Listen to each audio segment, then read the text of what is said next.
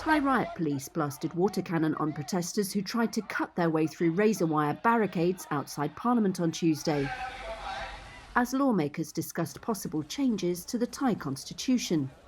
It was drawn up by Thailand's former junta, and protesters want amendments. They also want the removal of Prime Minister Prayut Chan-o-cha, a former army ruler, and reforms to curb the powers of the monarchy. Police set up the barricades and banned protests within 50 metres of the area. They also used tear gas on pro-democracy protesters, who responded by throwing coloured smoke bombs at them.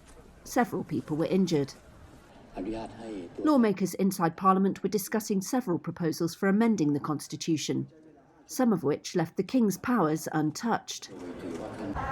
Protests, which picked up in July, initially targeted Prayut and constitutional change, but they've since evolved to add calls for the monarch's role to be more accountable, and for Thailand to scrap changes that gave the current king personal control of the royal fortune and some army units.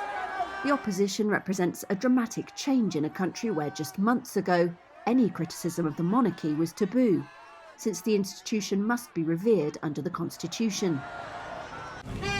Hundreds of royalists earlier gathered to call on lawmakers not to change the constitution. They suspect the anti-government protesters want to abolish the monarchy altogether, which they deny.